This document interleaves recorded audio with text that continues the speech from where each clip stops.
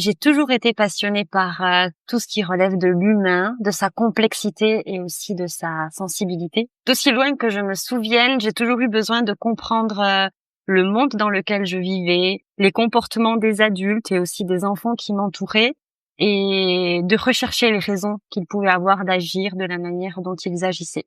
J'ai toujours ressenti fort les émotions des autres. Je pouvais être heurtée par des comportements et je crois que j'avais besoin de trouver du sens aux choses, quand bien même elles pouvaient me sembler absurdes, voire même violentes ou injustes.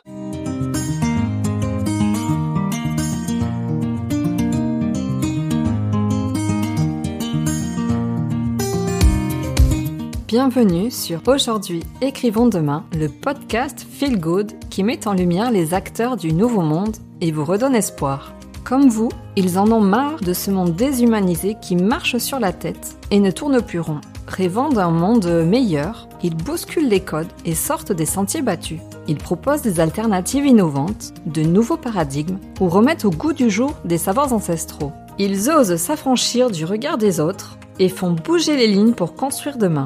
Ils œuvrent pour la préservation du vivant et le bien de l'humanité. J'ai à cœur de vous partager toutes les initiatives qui vont dans le bon sens, parce que nous sommes le changement que nous voulons voir dans le monde. Tous les lundis, je vous invite à découvrir l'histoire de l'un de ces humains engagés et conscients. Je m'appelle Katia Krabbe, je suis la fondatrice de Redaxil et j'aide les entrepreneurs humanistes à gagner en visibilité sur le web en réalisant leurs portraits. Vous avez envie de soutenir le podcast ? Abonnez-vous, mettez 5 étoiles, partagez-le et retrouvez-nous sur les réseaux. Vous souhaitez contribuer au développement du podcast ? Participez librement et en conscience à la cagnotte Tipeee que j'ai créée. Vous trouverez tous les liens dans le descriptif. Et en attendant, bonne écoute!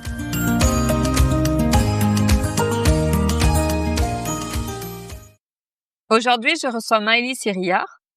Après avoir exercé plusieurs années en tant que juriste, elle est aujourd'hui médiatrice familiale et généraliste, formée à la justice restaurative que le film « Je verrai toujours vos visages » a révélé au grand public. À la communication non violente, elle est la spécialiste des modes de résolution de conflits à l'amiable.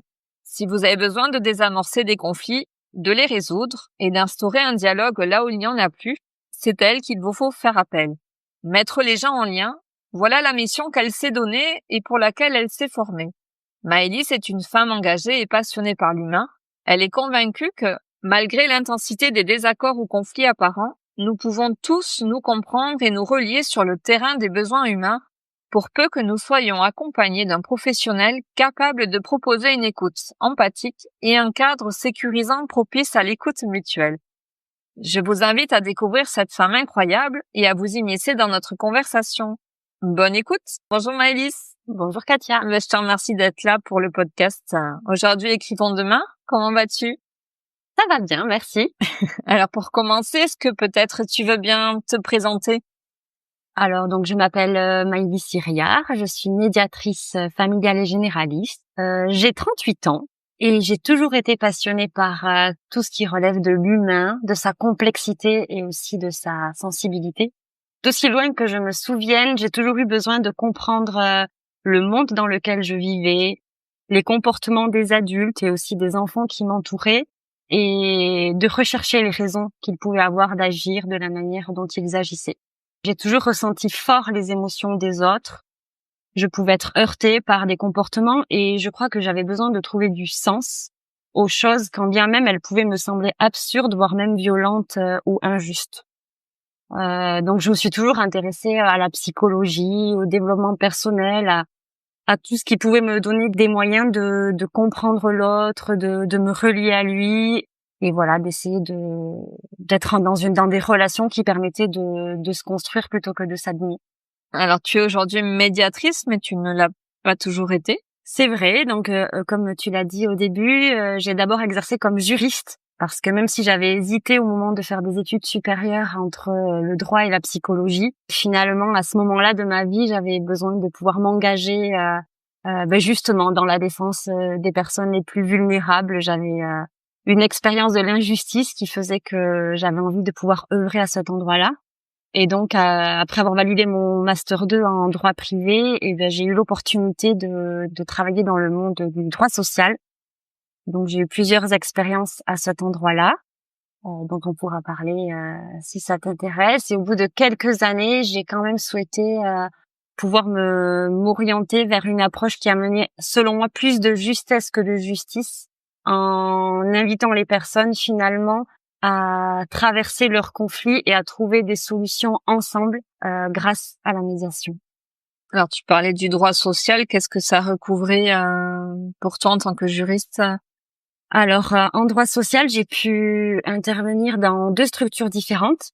Donc d'abord, j'ai travaillé dans un cabinet d'ingénierie sociale à Paris qui m'avait recrutée comme consultante en droit social et j'accompagnais pour cela des entreprises dans la gestion de leurs ressources humaines.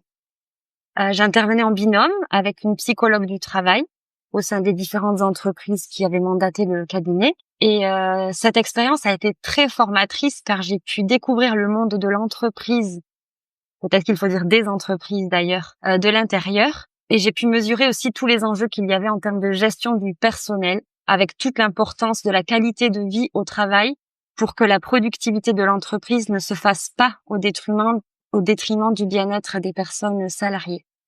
Et cela, évidemment, je l'ai appris en étant autant témoin des bonnes pratiques que des moins bonnes pratiques, avec tout l'impact que ça avait d'ailleurs sur la santé mentale des personnes salariées.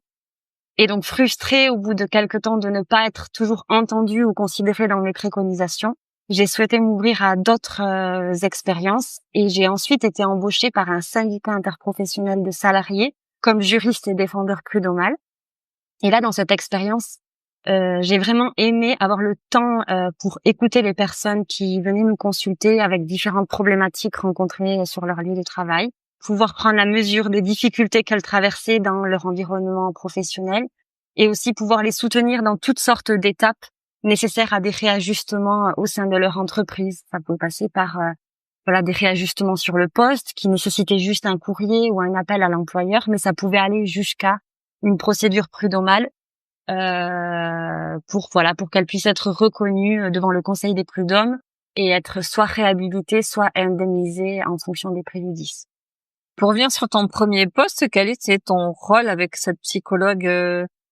Tu as découvert le monde du travail. Oui, quelle était ta fonction? Parce que tu dis, voilà, je donnais des préconisations qu'on respectait pas nécessairement. Quelle était ta fonction à ce moment-là précisément? Donc on allait dans les entreprises, c'était des grosses entreprises qui faisaient appel à nos cabinets et donc on a pu être mobilisés par exemple sur un gros plan social d'entreprise ou alors aussi en matière de gestion prévisionnelle des emplois et des compétences. Donc c'est des grands mots juridiques pour finalement aborder la manière dont les entreprises pouvaient re-questionner leurs effectifs leur champ de travail. Et donc pour cela, il pouvait y avoir des situations où avec la psychologue du travail, on accueillait les salariés dans des bureaux pour finalement parler de leur parcours, de leur cheminement dans l'entreprise, réaliser des bilans de compétences et essayer de voir en parallèle avec les intentions de l'entreprise en termes de restructuration, qu'est-ce qui était possible pour maintenir les personnes salariées dans l'entreprise, soit avec des remises à niveau, soit avec des ajustements de poste, ou dans le pire des cas, comment est-ce que c'était possible d'accompagner ces personnes à sortir de l'entreprise notamment avec la gestion prévisionnelle des emplois et des compétences, des enveloppes budgétaires qui permettent à la personne éventuellement de pouvoir se payer des formations pour pouvoir retrouver du travail derrière. Et c'est vrai que l'entreprise a sa logique, qui est souvent aussi principalement financière, et on a pu se retrouver dans des situations où on a accompagné des salariés qui avaient fait pendant 30 ans le même travail dans de l'industrie, et qui se retrouvaient à perdre leur emploi, mais avec leur emploi aussi toutes leurs compétences qui n'étaient pas mobilisables sur d'autres territoires. Donc avec tout le désastre humain, économique, social pour les familles aussi qu'il y avait derrière. Et donc c'est vrai que parfois nous on essayait vraiment de nuancer pour prendre en compte aussi ces trajectoires particulières et de trouver des solutions qui permettaient à l'entreprise d'aborder son virage tout en étant dans la considération quand même des personnes qui finalement avait toujours constitué son identité. Selon les entreprises, c'était plus ou moins suivi et cette considération pour l'humain était plus ou moins une priorité. Et donc évidemment pour nous c'était très compliqué, moi et la psychologue, de devoir parfois porter aux salariés le discours d'une entreprise qui n'avait pas pris en compte les bilans et les audits qu'on avait pu mettre en place. Et donc voilà, on était finalement les porte-paroles de décisions avec lesquelles on n'était pas nécessairement en accord, qui ne nous semblaient pas nécessairement les plus justes. On était aussi celles qui mesurions l'impact que ça avait sur la personne, puisque ayant établi un rapport de confiance avec elle, elle s'autorisait tout à fait à s'effondrer devant nous et à parler parfois du désespoir dans lequel ça pouvait la mettre. Vous étiez sollicité par l'entreprise ou au nom des salariés?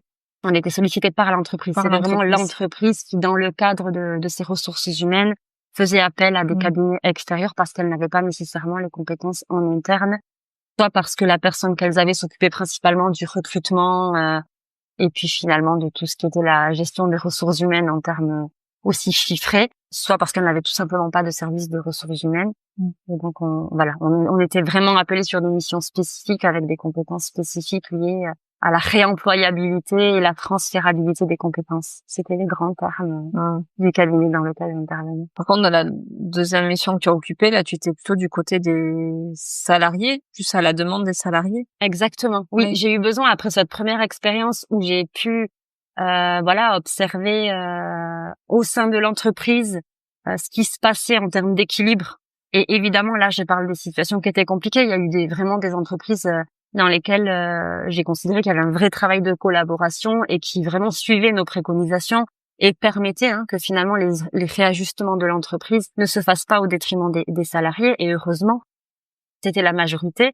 Mais voilà, il y a eu aussi des entreprises dans lesquelles on a vraiment été confrontés à des situations difficiles. Ça m'a donné vraiment j'ai ressenti le besoin ensuite d'aller pouvoir travailler du côté d'un syndicat qui allait être au service des salariés pour pouvoir finalement au sein de l'entreprise, c'est quand même le public vulnérable, le salarié, puisqu'il est sous hiérarchie, sous subordination juridique avec son employeur. Donc j'avais envie de pouvoir les accompagner et voir comment est-ce que finalement je pouvais défendre l'application de leurs droits au sein d'entreprises qui ne sont pas toujours dans le respect de ces dispositions. Effectivement, je les accompagnais dans toutes sortes de démarches qui pouvaient aller jusqu'à la défense prud'homale, mais c'était toujours effectivement des salariés. Mais bon, là aussi, j'ai pu observer aussi des frustrations qui, dans l'absence de nuances finalement. Et là, j'étais plus confrontée aux petites entreprises, je vais dire, et j'ai pu aussi mesurer la difficulté finalement à enfermer des structures dans des postures. Le salarié qui serait forcément le vulnérable par rapport à l'entreprise qui est solide. Non, dans le cadre de mon expérience au sein du syndicat, j'ai vraiment accompagné beaucoup de petites entreprises qui finalement sont aussi vulnérables, essaient de survivre sur un marché économique qui est compliqué. Et donc effectivement avec une méconnaissance souvent finalement de la loi, donc parfois des droits qui sont pas respectés, non pas de manière intentionnelle mais par méconnaissance. Cette expérience aussi m'a amené à réaliser que finalement il pouvait y avoir des vraies difficultés autant pour des salariés dans des entreprises qui respectent pas leurs droits que pour des employeurs qui, confrontés à des salariés qui exigent absolument l'application de leurs droits, peuvent se retrouver en difficulté parce que la structure qu'il y a derrière n'est pas en mesure, parce qu'elle est fragile, parce qu'elle est dans de multiples injonctions paradoxales, d'y répondre. Et je crois que finalement cette double expérience est venue vraiment amener un regard où j'ai considéré que finalement, dans l'une comme dans l'autre, on arrivait à des points de rupture qui amenaient finalement à de la difficulté, que ce soit dans le premier cas avec des salariés qui pouvaient se retrouver finalement sans emploi quasiment du jour au lendemain, sans beaucoup de coussins de sécurité, mais dans l'autre situation aussi des salariés qui pouvaient avoir vraiment vécu des situations d'injustice et qui, malgré une victoire sur le plan judiciaire, pouvaient ressortir complètement abîmés parce que ils avaient malheureusement passé du temps dans le conflit, ils y avaient perdu de l'argent, peut-être qu'ils avaient même perdu la stabilité de leur famille parce que toute l'expérience du conflit avait été tellement douloureuse qu'elle avait nécessairement impacté tout le système social qui les entourait. Je dirais que l'ensemble de ce cheminement m'a amené à considérer le conflit avec un autre regard. Et en tout cas, si les raisons pour lesquelles j'avais fait du droit, c'était d'aller comme de défendre une vision de la justice et de permettre aux personnes derrière d'aller mieux, là je constatais un peu les limites du système. Et donc j'ai eu envie d'aller rechercher d'autres modes de résolution des conflits qui peut-être seraient moins verticaux, avec ce rapport au juge qui finalement tranche du mieux qu'il peut avec le temps qui lui est imparti et puis avec les éléments qu'il y a dans les dossiers, pour peut-être inviter les personnes à être dans une forme d'horizontalité et dans une forme de dialogue qui peuvent susciter de l'intelligence collective, des solutions partagées bénéfiques à chacun. Et peut-être éviter d'en arriver là, avec de longues procédures juridiques qui abîment, comme tu dis, et le salarié et peut-être aussi l'employeur sur des processus qui sont longs. Exactement. Ce sont des longues procédures quand il n'y a pas appel. Donc c'est comme ça que tu es venu à t'intéresser à la question de la médiation. En fait, je dirais que ça a été vraiment le fruit d'un double mouvement. Il y a eu tout ce mouvement professionnel dont je viens de te parler et qui vraiment m'a mené à me questionner sur finalement le moment où on recourt au juge. Est-ce que c'est pas trop tard? Ce qui aurait pu être préservé est déjà abîmé et c'est presque symbolique de faire appel au juge, mais il n'y aura pas véritablement de réparation de l'ensemble des préjudices, ni pour les uns ni pour les autres. Et en parallèle, dans ma vie personnelle, il y a eu tout un mouvement avec la rencontre de la communication non violente qui, elle, m'a offert vraiment un boulevard de cheminement personnel, introspectif, qui m'a amené à me questionner sur moi qui j'étais, moi qu'est-ce que je voulais, moi quels étaient mes conditionnements, moi quelles étaient mes croyances limitantes, et dès lors et l'autre, et comment ça se passe pour l'autre finalement quand je suis dans une situation de conflit ou de difficulté relationnelle, on n'est pas obligé d'être dans du conflit dur. Qu'est-ce qui se passe chez moi, mais qu'est-ce qui se passe aussi chez l'autre? Comment est-ce que je peux comprendre sa manière de réagir? Est-ce que tu viens nous raconter ta rencontre avec la communication non violente? Ouais, je peux. Parce qu'en plus, on a, j'ai pu te le dire, souvent une représentation peut-être erronée de ce que c'est vraiment comme méthode de communication. C'est une manière d'apprendre la communication qui n'est pas nécessairement naturelle. Avec plaisir. Alors, effectivement, peut arriver que des personnes qui ont entendu parler de CNV sans avoir vraiment l'occasion d'y plonger puissent la réduire à une espèce de technique de langage qui serait artificielle, voire franchement manipulatoire. J'entends d'ailleurs souvent, oui, la CNV, ok, tu parles de tes sentiments, tu parles de tes besoins, et puis tu fais des demandes avec une espèce de confusion entre la demande et l'exigence. Puisque je te parle de mes sentiments et de mes besoins, lorsque je te fais une demande, il va de soi que, comme tu as bon cœur, tu vas y répondre. Bon, ça, c'est effectivement l'idée qu'on peut s'en faire avant de plonger. Moi, j'ai rencontré la communication non violente, j'avais 26-27 ans. Ça a commencé par des bouquins, une amie qui me passe des bouquins, qui me dit « Ah, toi qui t'intéresses beaucoup à ce qui se passe dans l'âme, dans la psyché des personnes, ça va t'intéresser ?» Donc, effectivement, j'ai lu les bouquins de Marshall Rosenberg. Et puis, j'ai eu l'occasion d'aller à des premiers modules de formation, qui sont les modules d'introduction à la communication non violente. Puis après, ça en est suivi tout un parcours où j'ai intégré des groupes de pratique et où régulièrement, je suis allée me former à des modules complémentaires qui permettent vraiment d'aborder tout ce qui se joue, soit derrière certaines émotions en particulier, soit derrière certains systèmes de pensée. Et donc, petit à petit, de préciser, la relation à moi-même, en fait, mais qui je suis vraiment quand je parle, qui parle, finalement, parce qu'à l'intérieur de moi, il y a plusieurs parts. Et donc, quand je dis ça, quelle part de moi parle et pourquoi est-ce qu'elle dit ça? À quoi ça lui renvoie de son histoire? Et donc, pour moi, la CNV est vraiment venue m'apporter, j'ai envie de dire, un complément plus thérapeutique, parce que c'était vraiment une invitation, plus qu'à comprendre pourquoi j'étais comme j'étais ou je fonctionnais comme je fonctionnais. Ça a été vraiment une invitation à me dire, et comment je peux faire avec ça? Donc, dans ma vie personnelle, ça m'a donné beaucoup de pouvoir, je dirais, de pouvoir d'agir, en me disant, ok, ça c'est ma part qui s'exprime, ok, elle est là, je peux l'accueillir, je suis pas obligée de lutter contre elle parce que c'est une part que j'aime pas, ou c'est une part qui est inconfortable pour moi. Je peux prendre le temps de l'accueillir, de prendre le petit-déj avec elle, d'aller vraiment me saisir de tout ce qu'elle a à me dire de moi, pour pouvoir d'ailleurs en faire quelque chose. Donc ça, c'est vraiment un outil puissant je sais pas comment dire, pour créer une affinité particulière avec soi dans toute notre complexité propre. Et est-ce que ça amène à une meilleure connaissance de soi? Oui, clairement. Moi, je dirais que ça m'a aidé à préciser ma connaissance de moi, à aller beaucoup là où avec un travail thérapeutique, c'est mon expérience en tout cas. J'avais l'impression d'être dans la tête, de chercher beaucoup à comprendre, à mentaliser, à rendre raisonnables les comportements, les miens, les autres, en les expliquant. La communication non violente m'a vraiment aidé à descendre, à aller vraiment sentir, y compris dans mon corps, les sensations, à quel endroit les choses se passaient quand elles se passaient, et puis derrière les sensations, qu'est-ce qui se jouait, en termes de besoins. On dit besoin, mais ça peut être en termes de valeur, en termes d'attentes profondes. Donc oui, clairement, ça m'a permis de changer mon rapport à moi et dès lors mon rapport aux autres. Parce que finalement, tout cet accueil, on appelle ça l'auto-empathie en communication non violente, tout cet accueil que j'ai appris à faire pour moi, nécessairement ensuite c'est venu changer mon rapport aux autres.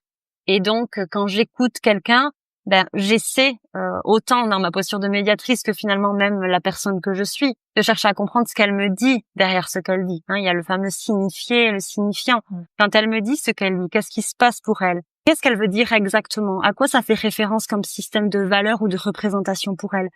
Et je trouve que finalement la communication non violente, c'est vraiment une invitation à être interpellé, bousculé, à re-questionner les choses incessamment, à réviser ses croyances, à réviser ses conditionnements. Et donc pour moi, la communication non violente, c'est un engagement en fait. C'est vraiment un engagement personnel à être pertinemment dans l'observation de ce qui est, plutôt que dans l'analyse, l'interprétation, les projections. Essayer vraiment d'être dans l'observation de ce qui est pour mieux derrière ajuster ma posture et les réponses qui en découleront. Est-ce que tu as l'impression que d'être plus à l'écoute de soi, ça permet d'être plus à l'écoute de l'autre? Parce que dans ce que tu me dis, j'ai vraiment l'impression en tout cas que c'est un travail sur toi que tu fais prioritairement pour connecter à tes sensations. Enfin, tu parles de sensations, d'émotions, de besoins, de valeurs. Oui, je dirais ça. Je dirais qu'effectivement, pour pouvoir s'intéresser pleinement à l'autre, pour pouvoir vraiment s'ouvrir à son monde et être curieux pour sa singularité, il faut déjà savoir, il me semble, en tout cas dans mon cas, c'est nécessaire, il faut savoir soi-même où est-ce qu'on est et comment on se positionne. J'imagine que si moi, en tout cas, j'ai pas de clarté sur mes valeurs, mes croyances, mon rapport au monde, ça va être compliqué de faire le choix de le mettre de côté pour pouvoir aller rencontrer l'autre. Autrement, ça va m'agir de manière très inconsciente. Donc oui, pour moi, c'est hyper important. Voilà, dans mon métier particulièrement qui suppose de la neutralité et de l'impartialité, d'être très au clair avec qui je suis, comment je fonctionne, voilà, quels sont mes idéaux pour pouvoir mieux les mettre de côté lorsque je vais écouter l'autre et afin de pouvoir vraiment le rejoindre totalement sur sa colline, son univers à lui. Ce que tu disais d'éviter d'être dans l'interprétation, la projection, l'identification. Oui, ça demande vraiment une connaissance de soi quand même assez précise. Comme tu dis, d'être au clair sur tous les fonctionnements psychiques sous-jacents, inconscients. Oui. Oui, parce qu'on a l'idée, ou du moins peut-être j'ai l'idée, par exemple, que la communication non violente, c'est, je veux dire quelque chose à quelqu'un, c'est de ne pas être dans le reproche, mais de partir de tes besoins. Mais c'est un raccourci qui est très rapide parce que c'est que ça. Et on peut te renvoyer, oui, mais c'est très subtil. Finalement, tu vas quand même faire un reproche à l'autre. Enfin, tu pars de toi, mais tu es quand même dans le reproche finalement.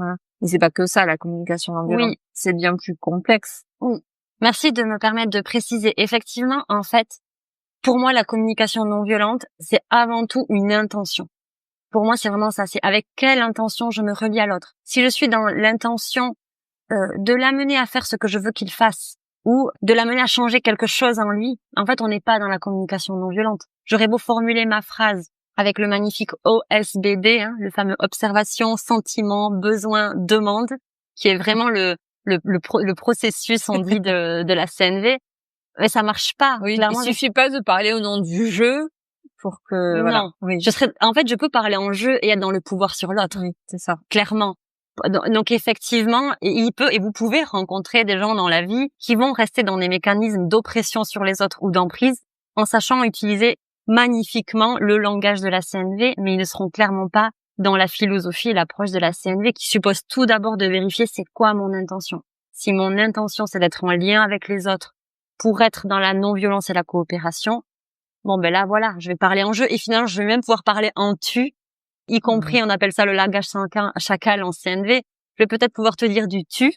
Voilà, on dit le tu du verbe tuer, mais je peux te dire une phrase en mode tu si mon intention elle est pas de te faire changer ou de te faire un reproche.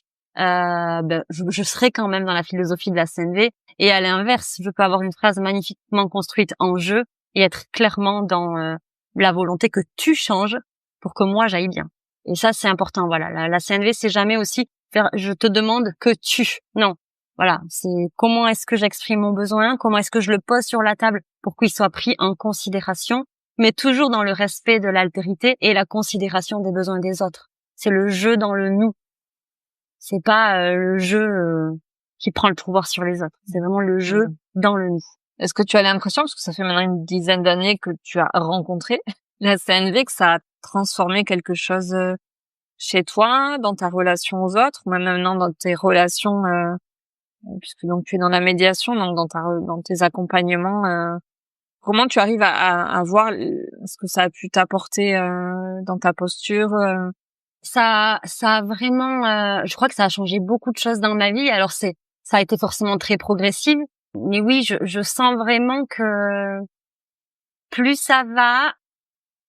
En tout cas, aujourd'hui, je sais pas, il y a quelque chose qui s'est beaucoup nuancé dans ma posture vis-à-vis des autres.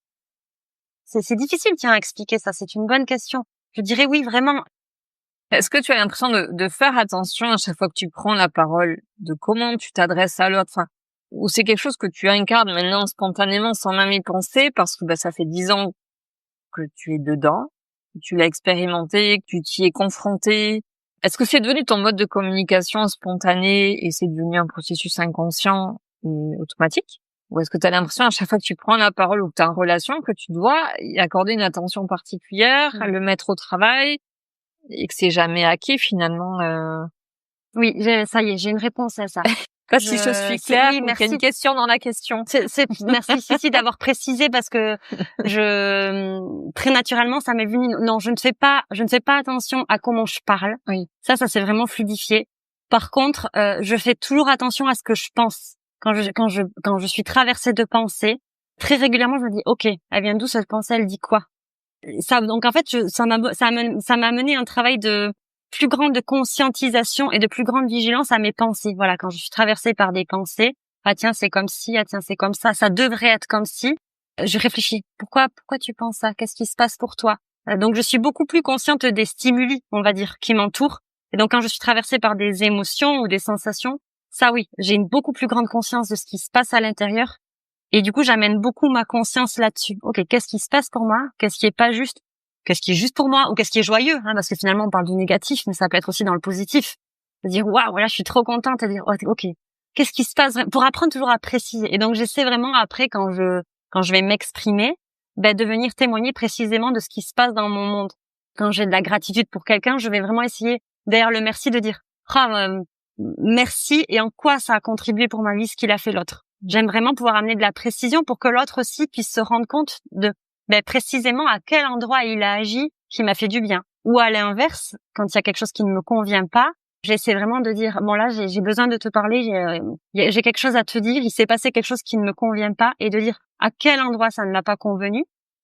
Pas tant pour culpabiliser, c'est vraiment pas pour culpabiliser l'autre ou faire en sorte qu'il change, c'est plus donner une information. C'est aussi pouvoir poser ma limite, c'est très important. Je pense que si tout un chacun on apprenait à dire comment on fonctionne, ça donnerait les clés aux autres pour pouvoir le prendre en considération et faire en sorte que finalement il y ait du mieux vivre ensemble parce qu'il y aurait de la conscience. Bien souvent on se blesse parce que on mesure pas l'impact qu'on a sur l'autre. Donc ça oui, c'est quelque chose à quoi je suis vigilante. Qu'est-ce qui se passe pour moi et pas vomir mes pensées en fait. Parce que voilà, les pensées elles nous traversent, elles viennent dire quelque chose à un temps T. Et donc prendre le temps aussi je réagis de moins en moins à chaud aussi. Ça c'est quelque chose que je pouvais avoir dans mes années où voilà, je voulais vraiment lutter contre toutes les injustices et participer à un monde plus beau, plus égalitaire, plus ça aujourd'hui voilà, de moins en moins. Je prends vraiment le temps de m'accueillir. L'auto-empathie c'est devenu un réflexe. Qu'est-ce qui se passe et en moi permanence, parce que j'entends que c'est pas nécessairement dans ton activité de médiation, c'est tout le temps dans toutes tes relations au quotidien. Tout à fait. C'est vraiment ça pour le coup, c'est devenu naturel. J'ai pas besoin de me dire OK, je veux incarner la CNV. Qu'est-ce qui se passe dans ma tête? C'est pas ça. Non, c'est vraiment devenu quelque chose de naturel parce que c'est devenu une croyance. Je vis avec la croyance qu'on fait tous du mieux qu'on peut en fonction de ce qui nous arrive et avec les outils qu'on a. Donc je suis de moins en moins vraiment. Je suis de moins en moins dans le jugement vis-à-vis des autres. Il peut y avoir des choses qui m'agacent dans ce qu'ils font ou dans ce qu'ils disent. Mais très vite, je me relie à pourquoi ça m'agace, qu'est-ce qui se passe pour moi. Et très vite aussi, je me relie, même si je le dis pas à l'autre, à qu'est-ce qui peut se passer dans sa vie pour qu'il dise ça, ou à quoi il fait référence quand il dit ça. Et ça se traduit pas forcément en langage, parce que je peux parfois l'exprimer, comme je te le disais tout à l'heure. Mais je peux aussi le garder en moi. Qu'est-ce qui se passe en moi? Qu'est-ce qui se passe potentiellement en lui? Bon, ok, peut-être qu'il se passe ça pour lui, nana. Oui, bon, finalement, Donc ça, c'est devenu quelque chose de très, de beaucoup plus naturel et finalement dans ma vie personnelle. Et dès lors, je pense que ça a un impact ensuite dans ma posture professionnelle. Il y a quelque chose de déjà établi que quand j'écoute quelqu'un, j'essaie de me relier à son univers, à qu'est-ce qui se passe pour lui, de quel endroit il parle, avec quelle valeur, avec quelle représentation, pour pouvoir après, lors du travail de médiation, faire la même chose avec l'autre personne. Ok, à quel endroit elle parle, en fonction de quoi elle parle, à quoi est-ce qu'elle compare, pouvoir ensuite aider finalement, moi après leur avoir donné de l'empathie à chacune, les aider dans le cheminement de écouter ce que dit vraiment l'autre derrière ce que moi je crois entendre de ce qu'il dit. Oui, c'est devenu quelque chose. Ça se met au service de ta nouvelle activité, finalement. Comment dire, est-ce que ça facilite aussi ton activité de médiatrice? Parce que plusieurs fois on a échangé, tu me parlais de cette neutralité que tu dois incarner dans des situations où tu pourrais tenter de pas être très neutre parce que tu es touché par la situation dans laquelle tu es. Comment ça se passe d'ailleurs ton activité de médiation? Tu fais de la médiation pour qui et dans quel cadre? Alors, je propose l'espace de médiation pour de la médiation familiale. Donc, ça peut vraiment aller couple qui n'arrive pas à prendre une décision sur un sujet parce que le sujet est conflictuel. Ça peut être des parents séparés qui doivent continuer à conjuguer autour de l'exercice de l'autorité parentale. Ça peut être une médiation parent-ado ou parent-jeune adulte quand la communication elle est vraiment pas constructive et que le conflit augmente. Ça peut être des médiations autour de succession, avec des fratries ou lorsqu'il y a un parent âgé pour lequel il faut prendre une décision. Donc c'est vraiment toutes les situations qui au sein de la famille peuvent amener ou de la conflictualité ou de la difficulté à prendre des décisions. Donc ça c'est vraiment la médiation familiale. Ensuite, je propose aussi mon accompagnement pour la médiation dans les organisations, donc les entreprises, les associations, les institutions, médico-sociales, etc. Où là, ça va pouvoir prendre la forme soit de médiation interpersonnelle entre deux personnes, parce qu'il y a vraiment une difficulté entre deux personnes. Ça va pouvoir aussi être de la régulation de groupe, parce que finalement, c'est au sein d'un groupe qu'il y a des difficultés, qui peut aussi se décliner en analyse des pratiques. Et ça peut aussi passer par de la formation. Voilà, je peux aussi intervenir avec des programmes de formation pour apprendre à pratiquer l'écoute active, à formuler des demandes, à avoir quelques outils de gestion de crise. Donc ça va être dans les organisations. Et ensuite, je vais proposer aussi un accompagnement individuel qui permet finalement à des personnes qui sont traversées par du conflit, soit avec autrui, mais ils savent pas comment l'autre, ils vont l'amener en médiation et ils veulent quand même travailler sur leur situation.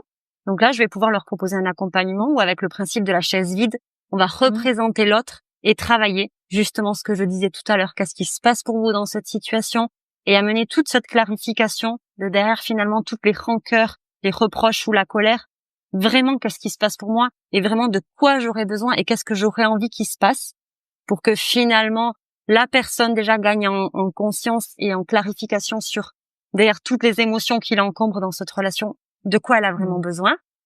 Et ça peut être aussi une médiation entre les parts de soi. Finalement, on n'est pas forcément en conflit ou en difficulté avec quelqu'un d'autre, mais on a un sacré bazar à l'intérieur. On peut être en conflit avec soi. Exactement.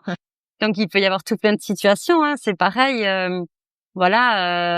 Je voudrais changer d'orientation professionnelle ou je voudrais avoir un enfant et en même temps je veux pas en avoir, je sais pas. Il peut y avoir plein de situations comme ça où finalement à l'intérieur de soi, il y a des plusieurs ambivalences. parts s'expriment, il y a des ambivalences. Et ça, avec le processus de la communication non violente, je peux aussi l'accompagner. Et c'est pas un espace thérapeutique, mais il a des effets thérapeutiques. Ça, c'est mes principales actions, on va dire, accompagnement individuel, finalement médiation qui peut vraiment concerner tout un tas de situations, et ensuite tout l'apport en formation et en analyse des pratiques pour les organisations. Et est-ce que tu es repéré, parce que tu décris un ensemble de situations auxquelles tu vois j'avais même pas pensé quand tu parles situation de succession, d'une fratrie qui est en conflit, qui arrive pas à se mettre d'accord par exemple. Enfin, comment à un moment donné ces personnes-là peuvent penser à toi pour les aider à ne pas être dans le conflit ou à éviter qu'il y ait du conflit ou à limiter le conflit? Enfin, comment on sait qu'on peut avoir besoin de toi en fait dans ces moments-là? Médiation, moi j'ai la représentation, voilà, des parents qui se sont séparés, qui n'arrivent pas à s'entendre sur la garde de leurs enfants, qui ont besoin d'être à un pôle médiation avec un tiers qui est là, enfin un observateur pour réguler la visite. Enfin, on n'imagine pas, enfin, dans des situations dans lesquelles tu peux intervenir. En fait, j'ai envie de dire, ça serait plutôt qui n'a pas besoin d'un médiateur. Déjà, soit avec soi, effectivement, ça Exactement. peut être compliqué. Mais il y a tellement de situations où tu es susceptible de pouvoir intervenir et apporter ton aide. Mais encore faut-il savoir que tu peux Oui. intervenir dans ces situations-là, en fait. Oui.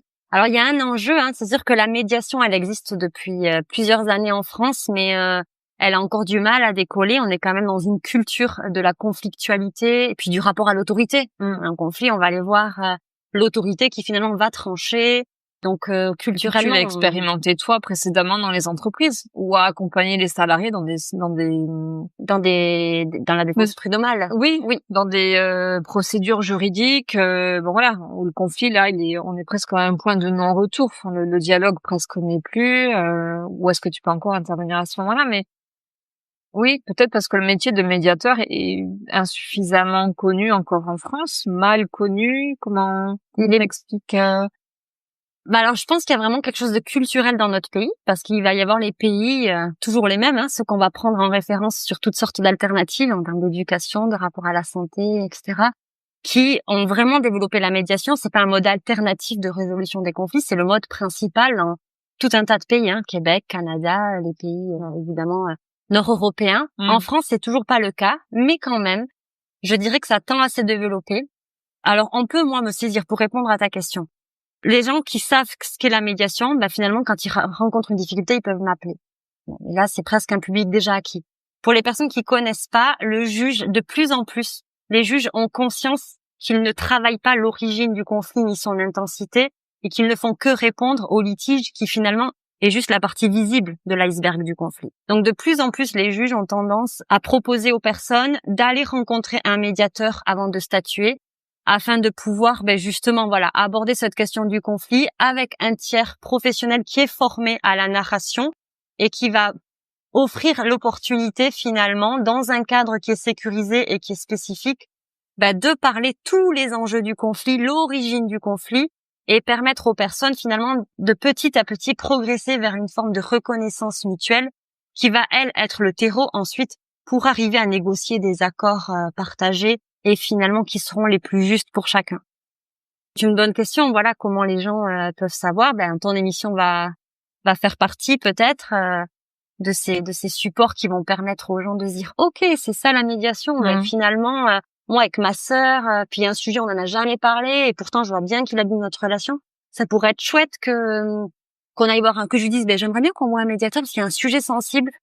Donc je sais pas trop comment on pourrait parler et puis finalement on peut le faire devant un médiateur. Je pense au Covid aussi. Derrière le Covid, on sait que il y a eu tout plein de familles qui ont été traversées par de grandes ruptures avec des sujets qui n'ont pas pu être parlés. Mais peut-être que ça peut être l'occasion de se dire allez, et si on allait voir un médiateur pour que finalement derrière ces espèces de clivages qui se sont créés, quand bien même les personnes parviendront pas à être d'accord sur les stratégies qu'elles ont mises en œuvre, pouvoir en tout cas parler le sujet. Mais on n'était pas d'accord et à ce moment-là, il y avait trop d'émotionnel et donc ça s'est figé. Mais en fait, ce qui s'est passé pour moi, c'était que j'ai fait ce choix-là pour telle et telle raison, parce que ça, c'était important. Et l'autre, pareil. Et en fait, grâce à l'espace de médiation, les personnes vont arriver à se rendre compte que finalement, tu le disais dans l'introduction, les besoins sont universels. Donc, à la fin, elles vont se rejoindre sur OK. Alors, potentiellement, toi, tu as fait ça parce que c'était la meilleure manière que tu as trouvée à ce moment-là de participer à la protection. Ah ouais, mais toi aussi, en fait, tu as fait ce choix radicalement opposé parce que c'était la meilleure manière que tu as trouvée de participer à la protection. Ok, on n'est toujours pas d'accord, mais en tout cas, on peut se relier sur le fait que l'intention qu'on a posée dans nos actes, finalement, c'était la même et qu'à cet endroit-là, on est relié. Et donc, il peut y avoir vraiment toutes sortes de situations. C'est comment se reconnecter à sa capacité d'empathie. Exactement.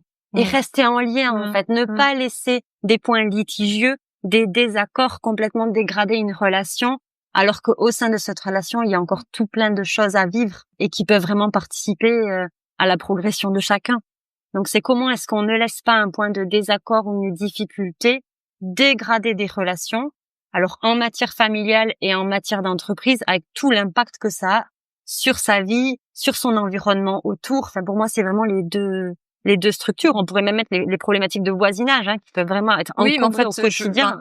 En même temps que je t'écoute, je réfléchis, mais tout est prétexte à faire appel à un médiateur. Enfin, là, tu prends le prétexte du Covid qui effectivement crée beaucoup de clivages et la communication s'est rompue pour bien des situations, enfin des couples, des familles, des fratries, des employeurs avec leurs salariés. Enfin, en fait, c'est pour certaines situations, on pourrait avoir le réflexe de dire, on pourrait aller voir un thérapeute, un psychologue qui pourrait nous aider à. Mais finalement, peut-être que le médiateur, il a aussi un rôle à jouer. Il gagne à une connue, oui. Oui, parce qu'en fait, la médiation, contrairement à la thérapie, alors c'est vrai que des fois la nuance, elle est pas facile, parce que finalement, quand on nous conçoit comme des acteurs de la résolution du conflit, on va être en concurrence avec les avocats qui sont bien plus repérés dans cette logique de se référer au juge. Et sur la partie qui est beaucoup plus l'art de la relation, hein, vraiment le médiateur, c'est le professionnel de la relation. Donc c'est le professionnel qui intervient lorsque les relations sont malades, un peu abîmées ou avec un risque de dégradation. Et donc, contrairement au thérapeute qui va va passer beaucoup plus de temps sur finalement comprendre les personnalités, comprendre les histoires, nous on va venir dire OK, qu'est-ce qui se passe pour vous dans l'ici et le maintenant dans cette relation. Et donc du coup, ça va être des processus qui sont relativement courts, ils vont être profonds, on va vraiment venir parler de l'origine du conflit, peut-être qu'on va revenir aussi sur finalement les systèmes de référence. Par exemple, quand des parents se séparent, je vais venir questionner comment c'était l'éducation chez vous, monsieur, comment c'était l'éducation chez vous, madame, pour pouvoir comprendre finalement les références qui les activent et les endroits qui sont difficiles pour eux en termes de confrontation, mais aussi les endroits où ils peuvent trouver de la coopération. Et amener aussi de la conscience. En fait, quand vous dites ça, c'est pas vous qui parlez, c'est votre propre maman. Est-ce que vous êtes en accord avec ça? Est-ce que vous vous rappelez qu'est-ce que ça vous faisait quand vous étiez enfant? Pour pouvoir vraiment amener de la conscience, mais c'est toujours des processus qui sont courts et pragmatiques. En médiation, on va venir parler de qu'est-ce qui se passe, mais on va très vite aller sur du comment on peut faire pour avancer ensemble. Donc les processus de médiation, c'est des processus qui durent entre 3 et 5 entretiens communs, jamais plus. Après, on basculerait dans de la thérapie, et parfois il va y avoir des personnes qui viennent en médiation et qui souhaitent poursuivre avec la thérapie. Et la plupart des personnes viennent avec vraiment un besoin concret, une décision à prendre, une volonté que quelque chose change dans la vie familiale ou la vie avec ses collègues ou la vie avec son voisin, mais c'est quand même pragmatique. Et il faut que les deux parties soient dans la même intention aussi. Parce que l'un peut être en demande, mais pas l'autre. Oui. Comment ça se passe dans ce cas-là? Alors, c'est la plupart des temps, la plupart du temps, je vais être sollicitée par une personne qui va me dire, voilà, je traverse telle difficulté avec monsieur ou madame X. Donc là, je vais la recevoir en individuel pour lui offrir 1 heure de compréhension. Quelle est votre problématique? Qu'est-ce qui se passe pour vous? Quelles sont vos attentes dans l'espace de médiation pour bien vérifier qu'elle est au bon endroit? Et on va réfléchir ensemble aux stratégies à mettre en place pour faire venir l'autre en médiation. Est-ce que elle peut le lui proposer directement? Est-ce qu'elle peut s'appuyer sur une référence commune qui pourrait faire lien? Est-ce qu'elle peut lui écrire une lettre? Finalement, la médiation, elle commence déjà là. Exactement. En fait, il y a déjà quelque chose qui se joue là, l'air de rien. Exactement. Ouais. Et souvent, les personnes peuvent dire « Ah, mais c'est pas vous qui le faites !» Et moi, je vais dire « non, parce qu'en fait, ici, c'est votre espace. Et ça va être un espace pour votre rencontre, pour votre dialogue. Et donc, si tant est possible, je vous invite vraiment, et je vais vous soutenir là-dedans, à trouver la bonne manière. Ça peut être aussi, moi, j'écris un courrier pour inviter monsieur ou madame, mais c'est vous qui le lui envoyez par mail. Donc, on construit vraiment ensemble les modalités qui vont faire qu'elle va commencer à être actrice du processus. Parce qu'effectivement, la médiation, pour moi, ça rime avec 2 mots, c'est vraiment la responsabilisation. On se responsabilise, et donc ça veut dire que on vient aussi travailler le conflit en acceptant qu'on a aussi une part de responsabilité, que c'est pas l'autre qui a tout fait mal et que nous, on est tout la victime. Donc, il va y avoir vraiment cette notion de responsabilisation qui va rimer d'ailleurs avec sincérité. Dans l'espace de médiation, on ne peut travailler que si les personnes sont sincères et de bonne foi. Donc, moi, ça va être mon postulat. C'est-à-dire, moi, je vous accueille ici et je pars du principe que ce que vous me dites est sincère et de bonne foi. Et donc, à partir de là, on décortique. Et ça va rimer aussi avec autonomisation.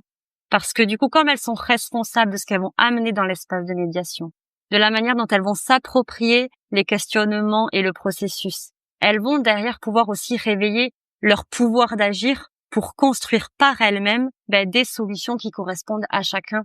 Et ça, c'est très important et ça rend le processus hyper fort. C'est plus confortable de demander à l'avocat de traiter le dossier et d'attendre la réponse du juge.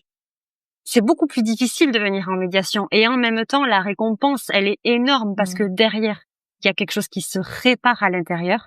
Il y a potentiellement quelque chose qui se répare dans la relation et surtout, il y a des accords qui sont pris qui vont durer.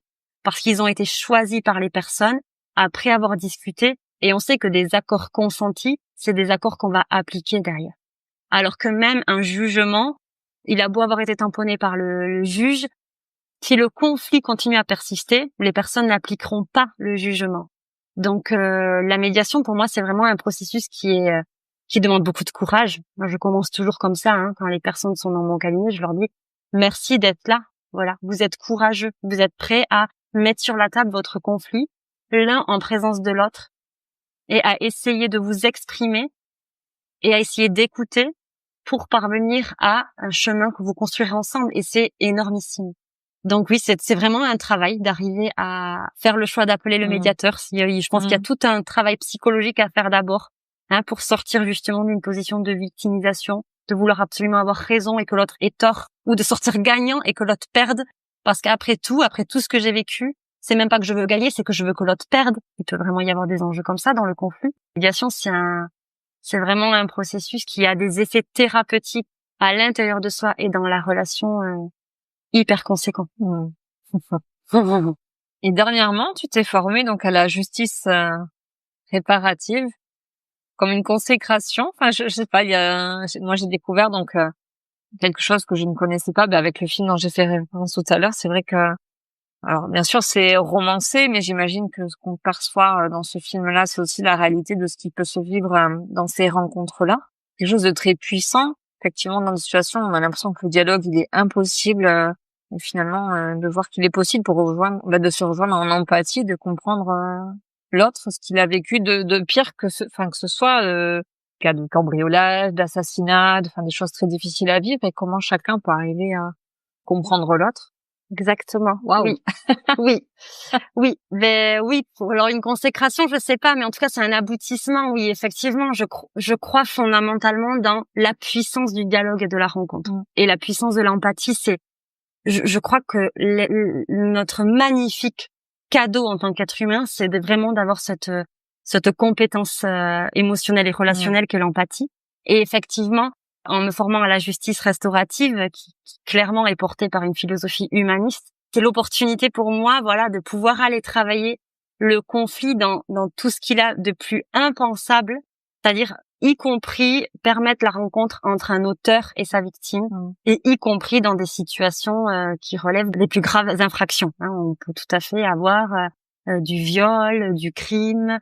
Ça, je trouve ça magnifique de me dire, mais en fait, oui, il est aussi possible que finalement, dans des situations aussi terribles et violentes que les infractions les plus graves, le dialogue puisse participer à la reconstruction et à la réparation des personnes. Et ça, je trouve que c'est vraiment précieux que la loi de 2014 ait permis de proposer ce complément à la réponse pénale. Évidemment, ça n'est pas une alternative. Évidemment que les infractions les plus graves doivent être jugées, que l'ordre public doit être protégé, c'est une évidence. Pour autant, offrir un espace pour que les victimes puissent exprimer ce qu'elles ont traversé, mais que les auteurs aussi puissent finalement entendre directement l'expérience qui en a découlé pour les victimes, et potentiellement aussi exprimer qu'est-ce qui les a menés à produire ces actes. C'est un processus qui est fabuleux en termes de réparation de chacun. Vraiment, je mettrai autant les victimes que les auteurs, et aussi de responsabilisation des auteurs. La justice restaurative n'a pas pour objectif de lutter contre la récidive. C'est pas son objectif. Son objectif, c'est juste le dialogue et la rencontre. Mais clairement, dans les effets désirables, il y a la désistance des personnes qui ont été condamnées, le fait qu'elles ne se remettent pas dans des situations de criminalité, et l'apaisement de l'ensemble de la société, parce que évidemment, derrière des situations aussi intenses, de favoriser les conditions de l'apaisement et de la reconstruction, c'est aussi participer à protéger la société, qui, au moins pour les personnes qui auront été accompagnées, n'aura pas à rencontrer tous les impacts qu'aurait le fait de ne pas avoir pu réparer.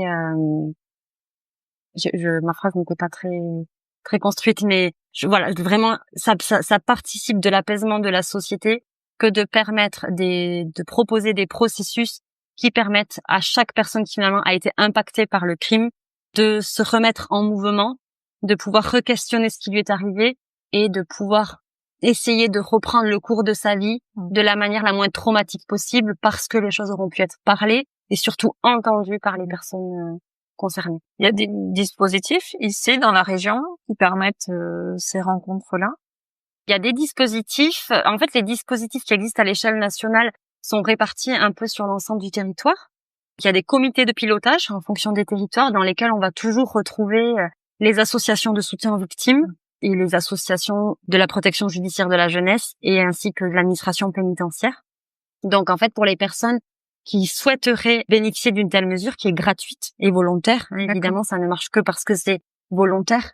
Il suffit effectivement, pour les auteurs concernés, de se rapprocher la plupart du temps de leur conseiller pénitentiaire d'insertion et de probation.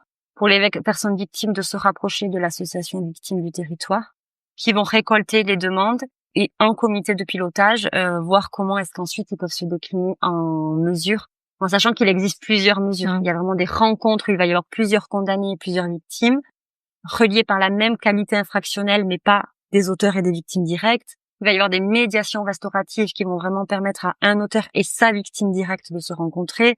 Et il y a encore d'autres mesures prévues par les dispositifs. Et ça, c'est le comité de pilotage qui, après avoir récolté les demandes, analyse comment est-ce qu'il peut y répondre. En étant sur le territoire, c'est tout à fait possible de s'adresser aux institutions. Est-ce qu'on t'a sollicité déjà par rapport à ça? Alors, il n'y a pas un auteur ou une victime qui m'est sollicité. Comme moi, je ne fais pas partie de la PJJ, de l'administration pénitentiaire ou de France Victime. Par contre, effectivement, je suis en discussion avec la maison d'arrêt de Bayonne pour pouvoir envisager une collaboration et proposer des mesures aussi sur le territoire. Ok, très bien. Ouais. Un projet à développer alors. Exactement. Oui. Il y a des beaux projets à développer. Quelles sont les valeurs qui t'animent? Alors, je pense qu'on a cerné quand même tout le long là de l'interview. Quelles sont les valeurs qui sont pour toi importantes? Mais qu'est-ce que tu mettrais au premier plan là? Alors au premier plan, je mettrais l'humain. Il y a vraiment cette considération première pour l'humain, avec vraiment toute sa complexité et sa sensibilité. Je mettrais aussi la notion de la liberté, évidemment. La liberté, et j'aime ça en médiation, c'est que c'est vraiment un processus qui ne peut se faire que lorsqu'on est volontaire et dont le consentement est vérifié à chaque étape du processus, parce qu'évidemment, si c'est plus juste pour les personnes, il est important qu'elles puissent à tout moment en sortir. Et l'altérité. Moi, je mettrais vraiment ce rapport à l'autre comme un des fondements. Voilà, comment être libre soi tout en étant dans le respect de l'altérité. Un jeu dans le nous, on peut parler tout à l'heure, ce serait vraiment, je pense, les valeurs principales qui orientent mes engagements. Alors, si je t'ai fait venir aujourd'hui, c'est parce que je considère que tu fais partie de ces acteurs du Nouveau Monde. Mais finalement, qu'est-ce que c'est pour toi, le Nouveau Monde, auquel moi je fais référence, mais quel est le tien? C'est une question difficile, ça. On pourrait mettre tellement de choses à l'intérieur. Le Nouveau Monde. Je crois que ce serait un monde dans lequel déjà il y aurait vraiment un retour au respect du vivant comme principe majeur. Donc le vivant dans toute sa diversité, le vivant, le respect fondamental des êtres humains et de chaque être humain dans sa singularité. Respect évidemment de la biodiversité qui nous accueille. Ça, ce serait vraiment le premier principe, le respect du vivant. Et puis il y aurait peut-être le partage des ressources, la coopération. D'un monde lié sur la compétition et l'exploitation, soit des richesses, soit les uns des autres. Ce serait un deuxième pas intéressant pour ce nouveau monde. Je pense qu'il y aurait aussi dans ce nouveau monde une considération égale, je dirais, aussi pour tous les types d'intelligence. Que veux-tu dire? Alors pour moi, ça c'est quelque chose qui m'importe beaucoup, de pouvoir vraiment valoriser autant l'intelligence artistique que l'intelligence émotionnelle, que l'intelligence naturaliste, que l'intelligence logico-verbale ou arithmétique. J'aimerais bien qu'on passe d'un monde qui est uniquement fondé sur la raison, qui est si souvent déraisonnable, à un monde où vraiment seraient valorisés tous les types de sensibilité et de rapport à l'environnement. Ça passerait forcément par des écoles différentes, par un système de santé différents. Et puis peut-être pour terminer, dans ce nouveau monde, la médiation serait le mode principal de résolution des conflits en favorisant la responsabilisation et la réparation plutôt que la sanction punitive et l'exclusion. D'accord. Et comment est-ce que toi, tu penses pouvoir t'inscrire dans ce nouveau monde, ou comment est-ce que tu aimerais pouvoir t'inscrire dans ce nouveau monde que tu me décris, et qui rejoint de beaucoup les valeurs qui m'animent et ce que je mets moi aussi dans cette notion de nouveau monde.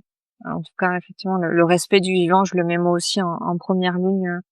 Eh bien, j'espère que par mon engagement dans la médiation, j'apporte une petite graine dans le jardin du vivre ensemble, en invitant les personnes à sortir d'un rapport binaire, qui a tort, qui a raison, qu'est-ce qui est juste, qu'est-ce qui est injuste. Sortir de la dualité. Ouais, c'est ça, vraiment envisager les situations dans une perspective beaucoup plus circulaire. Et puis j'espère, participer à la mise en mouvement des principes, de responsabilisation, plutôt que d'être dans l'accusation et finalement la déresponsabilisation, et aussi de l'autonomisation, de dire participer à cultiver le pouvoir d'agir des personnes pour qu'ils se sentent capables de faire les choix qui sont justes pour eux, de faire confiance dans leur capacité à prendre les meilleures décisions pour eux, plutôt que de se soumettre à des décisions qui viennent de l'extérieur. Je crois que par le travail de médiation, j'amène cette conscience des personnes, de leur capacité à agir sur leur monde pour qu'ils ressemblent à ce à quoi elles aspirent. On arrive à la fin de l'interview. Est-ce qu'il y a une question que je ne t'ai pas posée que tu aurais aimé que je te pose? Est-ce qu'il y aurait une question, du moins quelque chose que tu aurais aimé dire? Quelque chose que tu aurais aimé nous partager et que tu n'as pas eu l'occasion de nous dire jusqu'à présent, pour terminer? J'imagine qu'il y a plein de choses que je pourrais dire, mais peut-être j'aurais vraiment envie de résumer en disant que la médiation, c'est un processus accessible à tous et toutes. Je sais pas. Non, je crois qu'on a dit pas mal de choses intéressantes et que c'est assez complet pour moi. Alors, pour ceux qui seraient intéressés par ton intervention de médiatrice, comment est-ce qu'on te trouve? Comment on se connecte à toi? Alors, on me trouve en tapant sur Internet Maïlis Iriar Médiation, qui ouvre du coup à mon site Internet et toutes mes coordonnées. J'accueille en cabinet à Anglette. Voilà, je crois que c'est assez facile. Ok. Jusque-là, les gens n'ont pas de difficultés. On mettra tes coordonnées de toute façon. Alors moi, pour terminer, j'avais un petit jeu à te proposer si tu étais d'accord. Tu te souviens le portrait chinois? Si tu étais... Oui. Alors si tu étais un plat, lequel serais-tu? J'aurais envie de dire qu'importe le plat pourvu que la compagnie soit bonne. C'est une réponse de médiateur, Réponse un peu de Normand. Sinon, j'aime bien quand il y a plein d'épices. Si tu étais un livre? Si j'étais un livre, je serais L'ombre du vent de Carlos Ruiz Zafón. Alors, je ne l'ai pas lu, mais je vois très bien ce que c'est comme livre. J'avais pu y plonger dans une relation entre un grand-père et son petit-fils et l'univers des livres, et un univers là-dessus sur la relation et le rapport à la littérature qui me parle. Alors, on parlait bibliothèque avant l'interview quand tu es arrivée. Oui, donc ça fait le lien avec ce qu'on s'est dit tout à l'heure. Exactement. Les livres sont importants pour moi. Si tu étais un dicton? Alors, j'aime beaucoup cette phrase de Jean Cocteau qui dit « Passer d'un regard qui dévisage à un regard qui envisage ». C'est aussi une devise de médiateur? Je dirais que c'est une devise de vie et il se trouve que je peux aussi la décliner. J'ai cette chance-là dans mon activité professionnelle. Tu peux te l'approprier. Exactement. Si tu étais un film? Alors, sans nul doute, Sur la route de Madison. J'adore ce film. Qui explore, je trouve, avec une sensibilité bouleversante, le destin et l'univers d'une femme à travers toute sa palette de épouse, mère, maîtresse. Je trouve, avec une sensibilité et un érotisme magnifique. Et si tu étais un super-héros ou une super-héroïne? J'ai un peu du mal avec les super-héros. Décidément. Ouais, c'est ça qui j'ai posé la question, ont du mal avec la question du super-héros. Alors, c'est d'autant plus difficile quand on est une femme, j'aurais envie de dire, parce que je suis pas sûre qu'on grandisse avec beaucoup d'images de super-héroïnes. De manière générale, comme j'aime bien, je suis plutôt, je pense, à valoriser les petits gestes qui sont discrets et qui témoignent vraiment de la grandeur de l'âme ou du cœur d'une personne que les grandes manifestations, voilà, les grandes apparences. Donc je dirais, voilà, je serais plutôt derrière toutes les héroïnes du quotidien qui se cachent derrière l'anonymat. Merci Maëlys pour ta participation. Merci beaucoup. Et merci beaucoup pour votre écoute. J'espère que le parcours de Maëlys vous aura inspiré. N'hésitez pas à la contacter donc directement sur son site. Et tu es aussi sur les réseaux? Oui, j'ai aussi Facebook, LinkedIn et Instagram. Ok, donc vous trouverez tous les liens pour la contacter dans la description. Je vous dis à bientôt. À bientôt. J'espère que vous avez pris plaisir à nous écouter. Si vous avez aimé cet épisode, mettez 5 étoiles et un commentaire sur votre plateforme d'écoute préférée. Vous aiderez le podcast à gagner en visibilité. Si vous souhaitez continuer à découvrir les histoires de ces acteurs du Nouveau Monde, abonnez-vous. Et si vous voulez connaître les coulisses, rejoignez-nous sur les réseaux. Tous les liens sont dans le descriptif. Merci d'avoir pris le temps de passer ce moment avec nous. Je vous dis à très vite pour un nouveau témoignage d'une belle âme.